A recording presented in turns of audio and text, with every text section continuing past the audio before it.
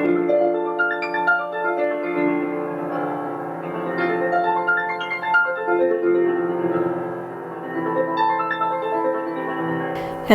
you're watching a series entitled Karma, Destiny and Choice, and today we will be taking up the subject of karma and parenting.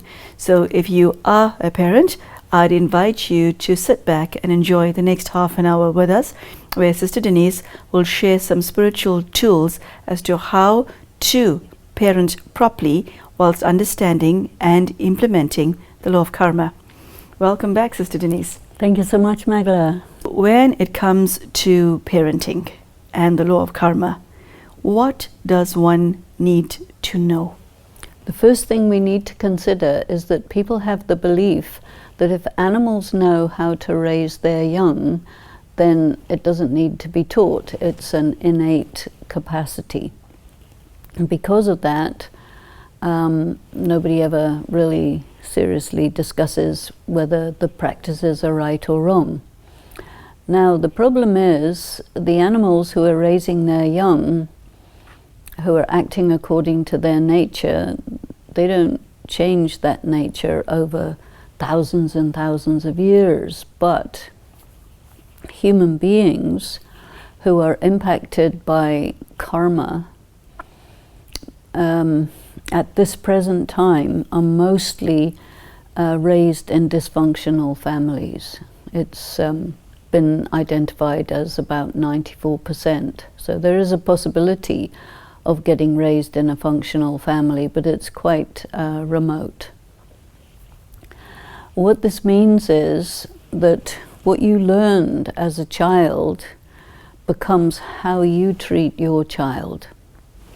And you think that it's your innate way of raising young and that it's natural and proper and normal. But what happens is it becomes violent, abusive or neglectful or careless or without any structure. You don't really know what love is because you were never loved, and so it becomes very chaotic. Then you have all sorts of books about how to parent, which may or may not be good, and you try a bit of that. Then maybe there's people who make comments on how you're parenting your children, and then you might get angry with those people that mind your own business. I know what I'm doing, this is my child, and I do what I like. So when you start learning about spirituality, the laws of spirituality, the laws of karma, and various spiritual practices, you begin to realize that there's a very big problem with the conventional assumptions about how best to raise children, because most of the child-rearing practices are nowadays getting defined as abusive, which means they're very traumatic and very damaging. And so you're raising generation after generation of very chaotic and inexpert people who really don't know how to relate. A lot of this is compounded by the educational institutions, the incidents of war. There's always going to be a big problem in a family if one of the parents dies or gets very sick and cannot look after the children. Majority of families, there's divorce, which means a lot of the time domestic violence.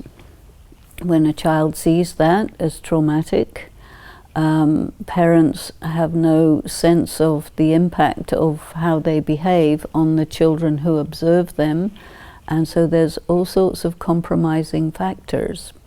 What a child needs is consistency, love, and structure.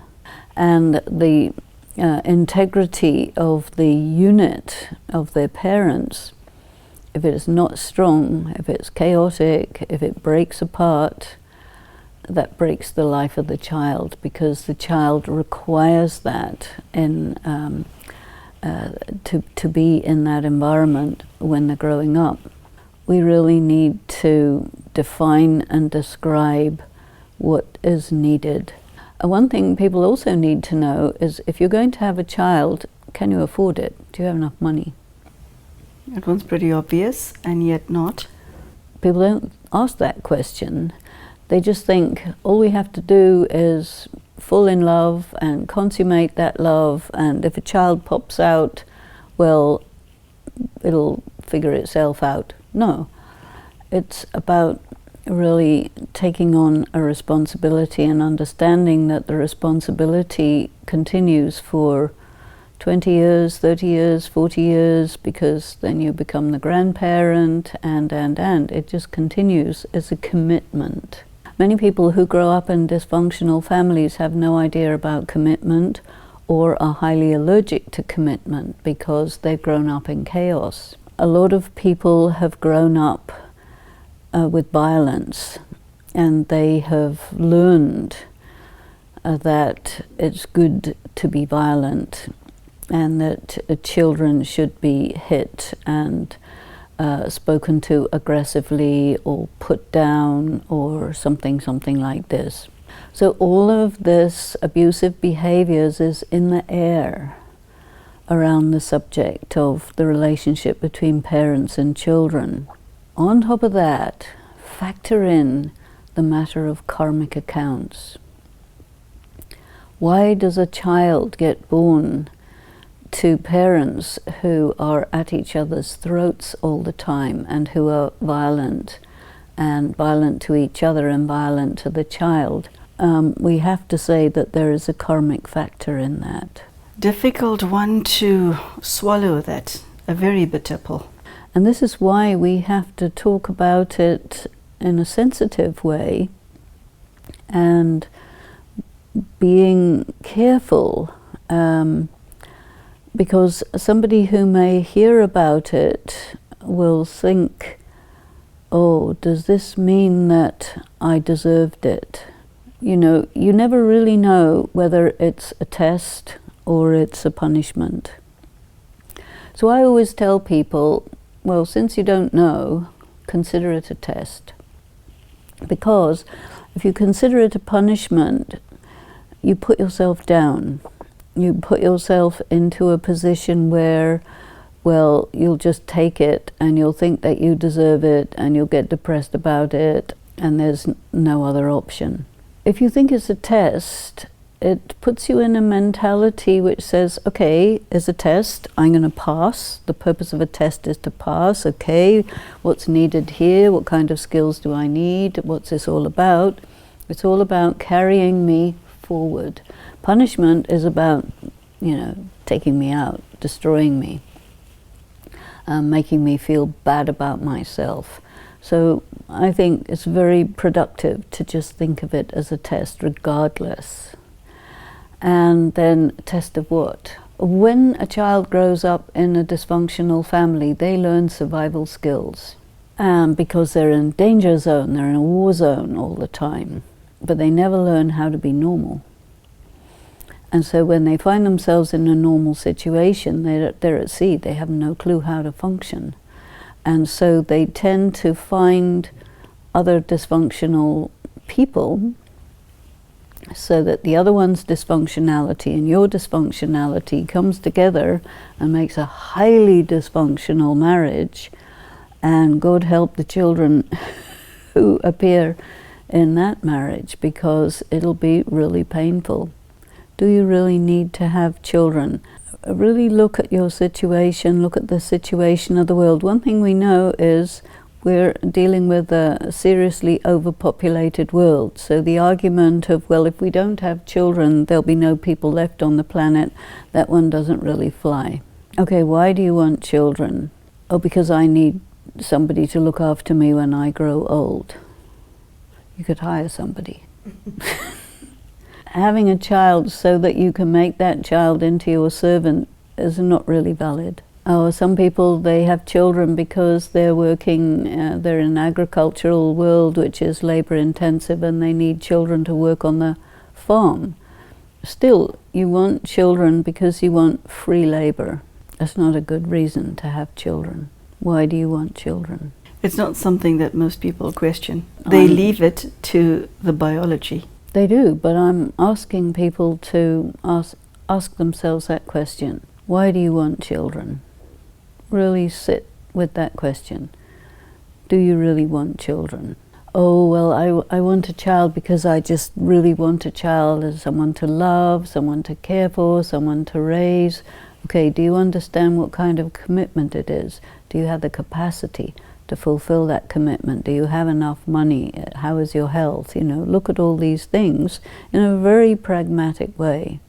Is your intended spouse stable? Are you functional? Do you know how to work out your relationship? How are you with the in-laws, your parents and his parents? Do they get along?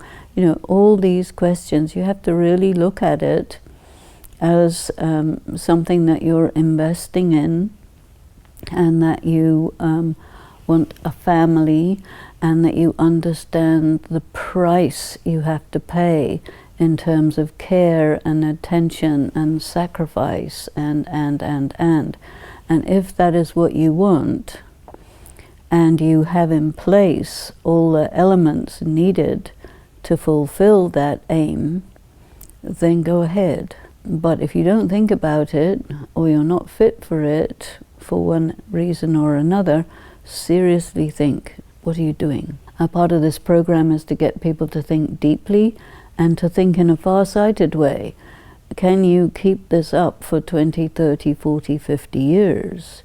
Are you interested in a family? You have a stable, sustainable marriage. You cannot predict an illness, an accident, a war, whatever. Many things break up families, but as far as it's within your control, are you being serious about your planning, you see? But a lot of people, they just never think anything about other than they want to be emotionally fulfilled by an ecstatic Prince Charming or Princess Cinderella, and they don't think further than that. So-and-so already went forth and multiplied, perhaps more than once, like most people. So the child is already here. How does one parent, bearing in mind soul consciousness and bearing in mind the law of karma? Very good questions. First of all, that child is not an object. Most people think of a child as an object. Yeah, we say to a pregnant woman, is it a boy or is it a girl? Yeah, they never say who is it, but it's someone who incarnated from a previous birth. So they have their own karmic story that they come in with. They have their own personality and many, many things that are nothing to do with you, everything to do with them. So you need to adopt the vision, the eyes, to see the person within the child's body. You also need to understand that the child is dependent on you for care, for feeding, for education, for clothing, and so many things. And so you are bound by a responsibility that you must fulfill, because if you don't, and you're delinquent in fulfilling your responsibility, you incur negative karma and you will pay.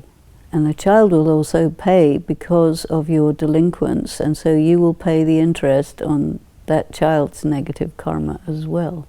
The consequences are that far-reaching. That far-reaching. Because you didn't raise your child in a responsible manner, you contributed to their character defects because you put them in survival mode. So whatever they do from that is attributable to the way you raised that child is on your karmic debt, and you have to pay for his or her mistakes. You need to understand your contract. You're shocking me here right now, Sister Denise, because I am quite assured that not a single parent whom you're addressing right now knows that. Not one. Anything else from that reservoir of knowledge that you have? That child also has their own karmic accounts. Parents and children do not come together by accident, do they? No, you get born into a family where you have karmic accounts to settle. And so the relationship between that child and the parent in a dysfunctional family plus additional karmic issues will be very complicated. And it's really not surprising how so few families can hold together. And then if you have several children, they all come with their own karmic baggage. And so you need to be very skilled and very filled with many spiritual attributes to be able to manage these energies of everybody's karma swirling around the house and the neighborhood. You know, because there's neighbors as well with whom there is karmic accounts. I'd like to know more about the karmic secrets involved in the context of a parent and a child. You dropped one bomb. Is there more? Sometimes you can have a problem child. They may have a learning disability. They may be autistic. I heard that it used to be 1 in 30 children are autistic. Now I think it's 1 in 4. Yes, I've also read that. That means you have a 25% chance of getting an autistic child.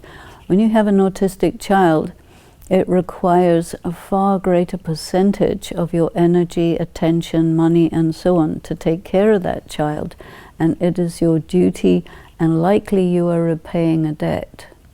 So with the higher number of autistic children, it means there's increasing amount of debt between the generations going on. And so the pressure on parents, the pressure on the social system is getting unbearable and intolerable, and it is breaking down. You are going to need a great deal of internal stability and resilience just to get through it. If possible, you can engage in a spiritual practice, no matter what the situation is going to help. Sister Denise, can a parent protect their child from the child's karma? For most good parents out there, and I'm phrasing this deliberately, not all parents, just the good ones, the desire to protect the child from any and all harm is primal. I'm not talking about everyday situations where the child has flu, the parent must take the child to the doctor and, go to the pharmacy, get the child or children medicine, and the child will get better. I'm talking about situations where a child loses their life whilst on a sports field. A child is involved in a car accident, a child being kidnapped and murdered, a child being left out of a team in which the child so aspired to be part of as far as sports is concerned. I'm talking about the child suffering emotional pain, physical pain, etc. Can a parent intervene in that scenario? I think there are many situations in which you can, but there are some situations which are really out of your hands. And if you have this idea that I am responsible for what happens to my child, regardless of what it is, it means you haven't understood your responsibility. And what is one's responsibility? Your responsibility is to the extent that it's possible, but there are some situations that go outside the range of you discharging your responsibility. You've done everything, you haven't been careless, etc. Then you would have to say, this is something to do with the child's destiny or the child's karma. I did everything possible. You cannot allow yourself to feel guilty, but you will need to do a lot of work to come to terms with what happened, because you're so suffering. And then there are those who believe if my child suffers, so do I. Because they're attached, they feel it. They don't process ideas, they don't think about establishing a balance of love and detachment, because these things are not generally known. I mean, we are talking about these things in this program in an attempt to try and make it more generally known so that people are better equipped to prepare themselves for taking care of a child well in every way, not just only physical basic ways, but also emotionally, your affect, how to be present for a child, because the child needs the parents emotionally more than physically. I was in a gathering of teachers. I was asking the teachers what challenges they face. And one teacher said, well, my challenge is that 50% of the students in my class wish to die. Oh. 50%? Come and sit here and tell me what's going on here, because that is unacceptably high percentage. What's the problem? And why do they wish to die? This was a third world country where it was difficult for most adults to get work. And so these were children of parents who work overseas. And so they are left with grandparents or somewhat neglected. And then the parents come back with money. They give the children money, but the children don't want money, they want love. And they feel that nobody cares for them, and that's why they want to die. And so this underlines that what people need from their parents is love, presence, communication. They can manage with less money, but they can't manage with lack of love. What is the karma of physically assaulting a child, screaming at a child, making a child feel bad through your words or behavior, rejecting a child, or sexually abusing a child, or allowing someone else to do that? It's very heavy karma. That child is defenseless. That child is not able to block or filter what you're doing. So you're going right to the core of that child with your misbehavior. We would say that it's possible that there is a karmic account between that child and you, where maybe in another birth the situation was reversed and that child was the adult and you were the child, and you're giving back as good as you got, which is what this process of the law of karma equalizing things. So this is one scenario. You will have to pay in kind for everything that you have done, and sooner or later.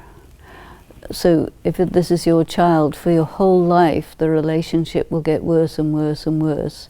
And because you have done that to that child, you will cause that child to be diminished in their capacity of social integration and their ability to learn and study at school. All these things you are accountable for, so you will have to pay.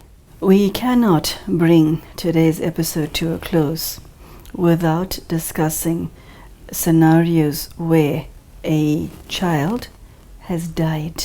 That is one of the worst things that can happen to a good parent, because there are people out there who aren't good parents. How does one deal with that? It's a huge emotional blow, and the mother, the father, it depends on the age of the child, it depends on the circumstances, there are many factors. But you have to go through your grieving process, your bereavement process. You may get confused, you may be angry, you may be depressed. Many emotional ups and downs will happen. And if you can understand a little bit about one aspect of the law of karma, which says that anyway everyone is an actor, and there is a period of time which is destined, how much time you spend with someone. And so one aspect of spiritual knowledge would say that the amount of time that you had with this soul was this much, and then they had another part that they had to go to, and there's nothing anyone can do about it because there's a destiny factor. but then you need to take power, strength, and process your feelings. So you need to have this connection with God. You need to also know that whatever good thoughts you have to send to the soul of that child will feel it. And so you can continue loving that child beyond their physical body. And that is also a very important thing to know. But parents are very often emotionally enmeshed with the child, and they suffer a great deal because you have to disconnect, and that's a process. Meditation helps, sometimes just going through certain rituals of letting go. So many different things people do.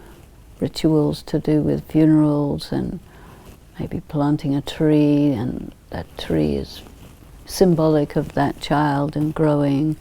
Many things one can do to appease the pain. Thank you. This has been an extremely informative episode, and you've shared things that I think a lot of parents did not know, didn't realize. So there you go. What does it mean to parent whilst understanding the law of karma? This was a very rich episode, and for those of you who are parents, I strongly advise and urge you to watch today's episode again and understand that your account with your child is just that, an account. And Sister Denise shared on how to do it properly and effectively to ensure a good future for your child, and also to ensure that you as a parent are not creating any negative karma. Thanks so much for joining us. Goodbye.